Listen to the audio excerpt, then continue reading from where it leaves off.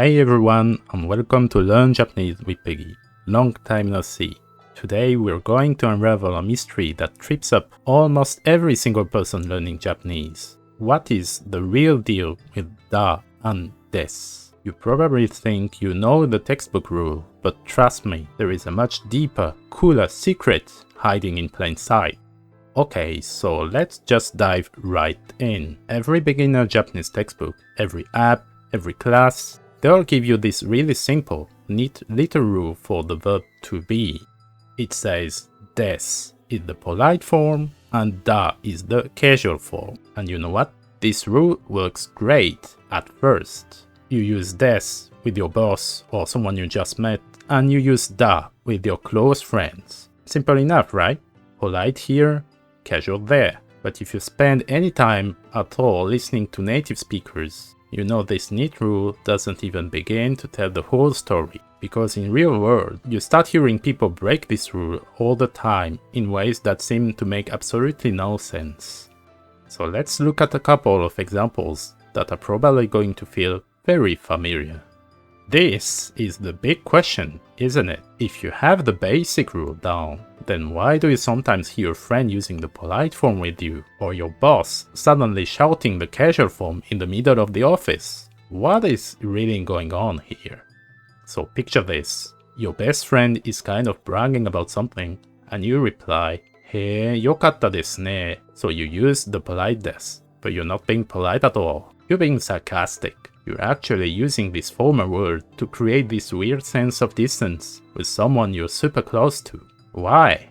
Now let's look at the complete opposite. You're at a nice, fancy dinner with your boss. A situation that calls for like maximum politeness. Suddenly, you just see a mouse scurrying across the floor, and you just shout, "Ah, nezumi da!"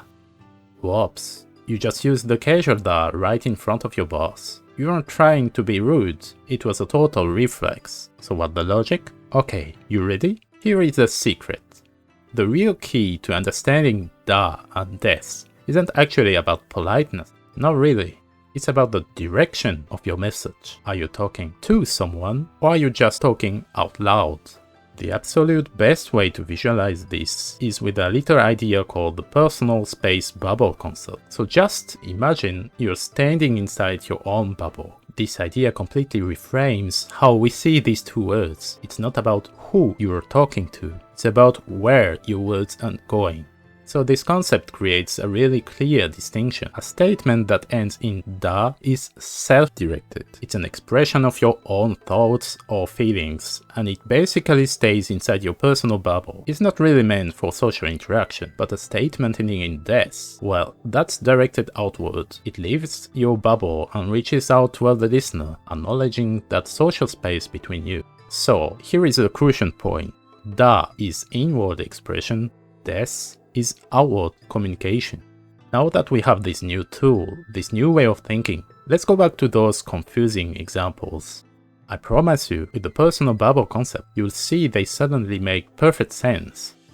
Remember shouting "nezumi da" at the restaurant? That was a just sudden burst of surprise. It was a self-directed thought that just happened to fly out of your mouth. The statement wasn't for your boss. It was an expression of your own shock. It's the same when you mutter "watashi tte hontou baka da" after you make a mistake. It's this raw, personal thought that stays inside your bubble, even if other people can hear it.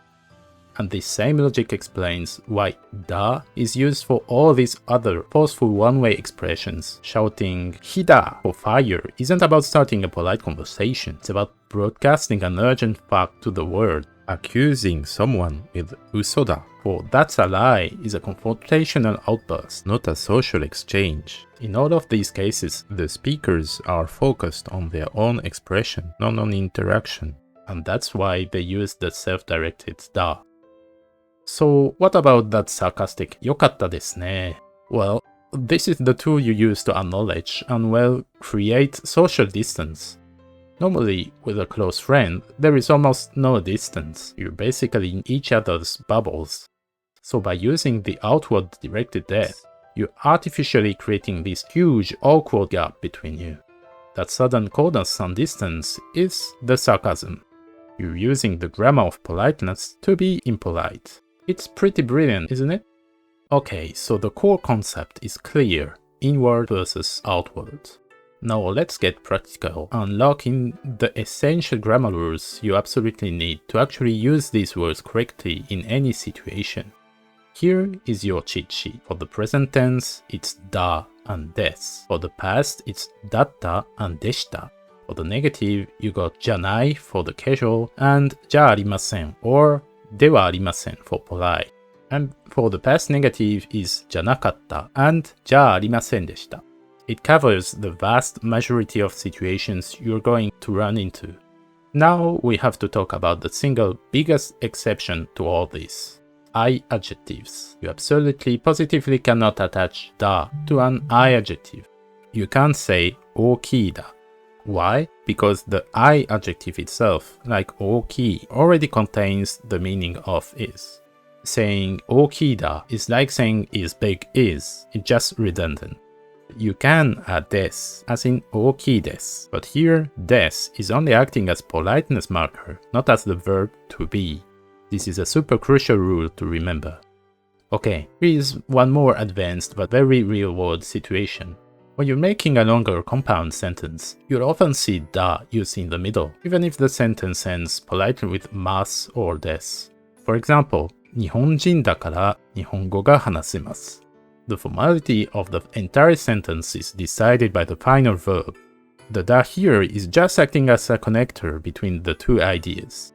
You'll need this a lot as you get more fluent. So if you just remember one thing from this entire explainer, please let it be this. Stop thinking just casual versus polite. Start thinking inward versus outward. Is your statement a self-expression that stays inside your bubble? Or is it a socially aware communication directed at someone else? That is the real secret of da and des. This simple shift in perspective unlocks so much of the nuance of real spoken Japanese. And that's it, that's the real secret of da and des. Hopefully this new perspective helps you use them with a lot more confidence. If you want more complex Japanese topics made simple, make sure to subscribe to Learn Japanese with Peggy. Thanks so much for watching and we'll see you in the next one.